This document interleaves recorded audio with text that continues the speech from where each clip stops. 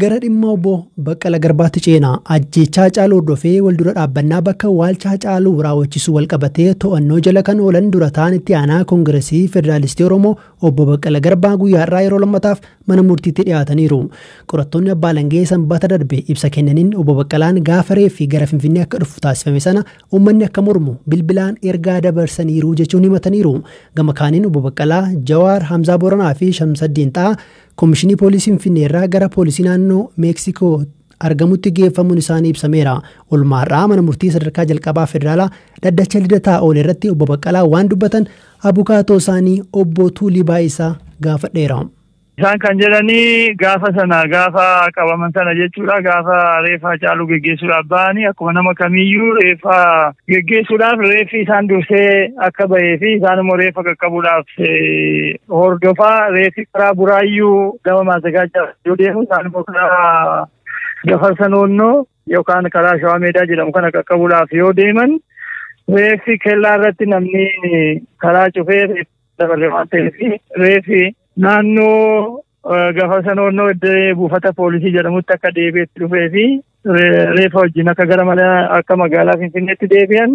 Magaalaa Finfinneetti deebi'anii immoo aangawoota naannoo Oromiyaa fi poolisii Oromiyaa wajjin dubbachaa waa'ee awwaalcha isaatii fi akkaataa geggeessaa isaa irratti waliin dubbanna jedhanii gara galma aadaa Oromoo akka waliin deemanii fi bakka sana nagaadhumaan deemanii kantiibaan bulchiinsa magaalaa Finfinnee obbo Taakkalaa Uumaa bakka sana dhufanii isaa wajjin mari'atanii nagaadhumaan akkaataa geggeessaa reeffaa akka mari'atanii fi achi obbo Taakkalaan ambulaansii reeffitti fe'amuu fi firiijii fiduudhaa gaafa deeman kanuma gidduutti raayyaan ittisa biyyaa dhufanii reeffa fudhanna jedhanii gaafa gaafatan reeffa fudhadhaa jedhanii jennaan reeffa haadha warraa Haacaaluu Hundeessaa wajjin qofa fudhatanii erga deemanii booda deebi'anii dhufanii isaan manatti galuudhaa yookaan lakkisaasuma turaa jedhanii akkachi tursiisanii fi booddee to'atamuun sinirra jira jedhamee nutti himame jedhamee aangaan poolisii Oromiyaa tokko waan dubbateef tole jennee nagaadhumaan akka harka kennanii akka to'ataman eegdonni Jawaar kanatti jiranis nagaadhumaan akka to'ataman namni tokkittiin akka walitti hin dubbanne akka walitti illee mufanne rasaasni tokko akka hin dhukaafamne nagaadhumaan achi deemne wanti itti nu raawwanne tokkoyyuu hin jiru yakki nu balleessine tokkos hin jiru yaadaanis gochaanis barreeffamaanis imeeliidhaanis haa ta'u meeseejiidhaan yookaan tekstiidhaan akkasumas bilbilaan gocha kana raawwadhaa gocha kana godhaa jennee wanti nu dubbanne tokkoyyuu hin jiru balleessaa tokkoyyuu hin qabnu ta'ee jedhanii siyaasa keessatti akka nu hin hirmaanneef dhimma kana shira kana nurratti kan xaxameedha malee nu balleessaa tokkoyyuu hin qabnu jedhanii mana murtiitiif jecha isaanii kennanii ibsan jechuudha. Poolisiin qorannoo akkamii irratti dhiyeesse? Poolisiin kan jedhu galmee sadan kanarratti iyyuu xalayaadhuma tokko kan inni qabatee dhiyaate. Kana maal jedhee dhiyaate namoota gara 25 ta'anirraati ragaa fuunee jira. Shakkamtoota gara 36 ta'anirraa immoo jecha isaanii fuunee jirra. Badii qabeenya manca'ee qulqulleessinee jirra.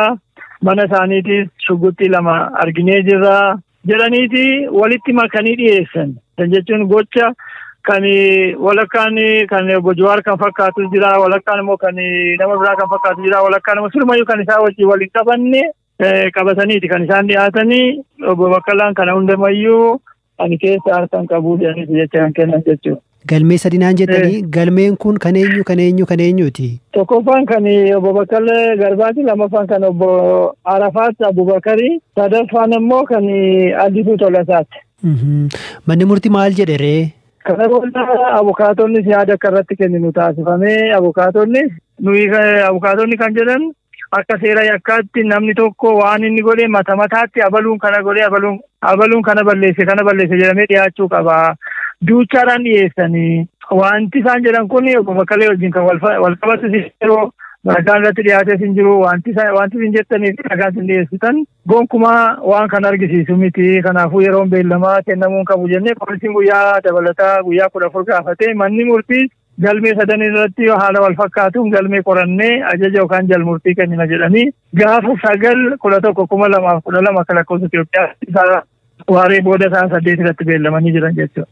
Gama kaaniin immoo bakki isaan tursiifamaa turanii Soostanya yookiin immoo Koomishinii Poolisii Finfinnee ture ergasii booda bakka biraatti akka jijjiiramee fi maatiin dhaqanii akka dhaban dubbatanii turanii dhimma kana dhaddacha irratti dubbatanii turanii. Iddoo akka jijjiiramee fi isaanis dubbatanii jiru abukaatonni dubbannee jira. Maaliif akka jijjiirames wanti itti himamees akka hin jirre maatiin kan obbo Jawaar har'a dhaqanii akka argan kan obbo Baqqalee ammoo kaleessa dhaqanii akka wal hin argin kun dhaddacha irratti ka'ee ibsamee jennaan kana booda abbaan seeraa sirna pirootokoolii qorannaa eegeen wal qunnamtiin maatii fi shakkamtoota akkasumas qunnamtiin abukaatoo fi shakkamtoota sirnaan akka geggeeffamu nyaatiif dhugaatiin maatii isaanirraa dhiyaatu akka galuuf ajaja kennee jira jechuudha manni murtii. Tole guddaa galatoomaa Botuuli. Fayyaata.